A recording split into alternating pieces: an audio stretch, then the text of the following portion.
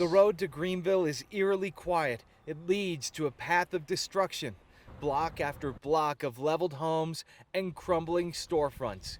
The library, you can see straight through, books that fall to ash to the touch. There is no Greenville now. It went. We met Ray Casanova at the Quincy Evacuation Center Friday.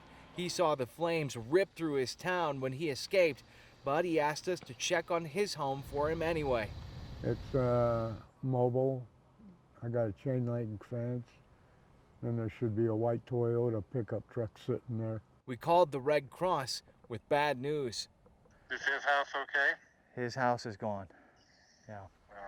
But we learned that our reporting helped reconnect Ray with his family. Because he was on TV, that they recognized him and they knew where he was. So you guys did real good work. Friday night, we watched as firefighters initiated a backburn near the next town of Crescent Mills. Structure protection efforts in Crescent Mills have been successful. We have hose lays, we've done brush clearing around homes. And they said, okay, this looks totally defensible. We are not going to leave. We're going to stay here and protect your house. Carl Spang asked us to check on 2 homes on his property, a 3-bedroom house at the top of the hill where his son and family live, and Carl's triple wide too. It appears that the mobile home down below is also here and intact. Thank you. Neighbors and everything, thank you. You're welcome, guys. How much relief that is. Thank you. Free, free Palestine! It's a beautiful thing. It kind of reminds me of Black Lives Matter. Viva, viva Palestina! Of the hundreds of people marching the streets of Sacramento, many of them identify as Palestinian Americans. Yes, I am Palestinian Jordanian. I'm a first-generation American, so my parents both are from Palestine. But overall, a diverse crowd came draped in the colors of the Palestinian flag. It makes me feel good knowing that we are supported and that people did not come here simply because they're Arab or they're Muslim. They're coming here simply because they're fighting for justice and human rights.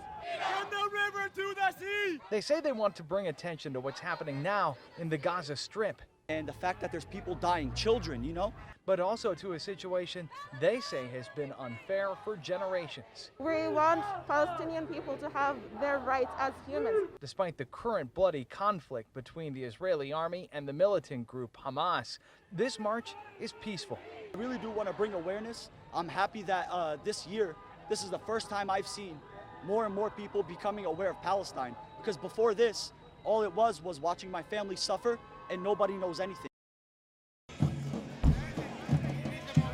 From the pitch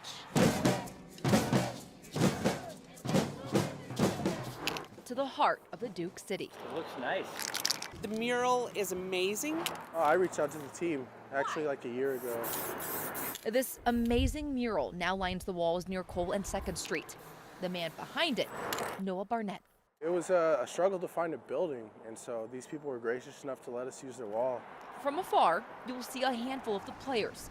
But if you look closer, you'll see these photos behind the graffiti. The concept is to hang photos of fans, players, families. People love coming by and checking to see if they're on the wall. Barnett has been working on this creation for a week and a half and plans to have it done today. Killing it, brother. But it hasn't been easy.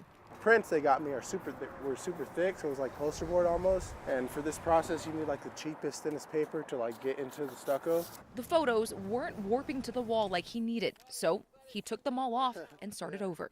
And now we're here. And now this picture-perfect creation is what's left. Thought it would be cool, obviously, to incorporate the team and what they were doing. Obviously, United has been such a big part of the community over this past year. The 27-year-old is the man behind a lot of art in the city, including a mural with photos. But this one is unique. I guess the idea was to incorporate the community. I mean, that's why I wanted to put the photos in the background, just to show that the people and the families make up the team, and then the team represents the community. A story he says has now come full circle. In Albuquerque, I'm Sasha Lettinger, KOAT Action 7 News. It was humongous. I'd never seen anything that fast. 40 to 50 foot flames just came over the top of the back of the fence. As flames broke out near Valerie Jones Castro's home. If it wasn't for her, I'd be literally burnt up. Her 56-year-old neighbor, Jill Theory, raced door to door to warn and help her neighbors flee. She's a hero of my book. I mean, definitely. Theory describes lifting an elderly neighbor to safety. She got on my back. I just carried her down the stairs on my back and out. Some gentleman over here broke that fence down to help me get her out. Firefighters described a wall of flames when arriving around 2 p.m. Friday. Flames moved so fast it took 80 firefighters to bring it down.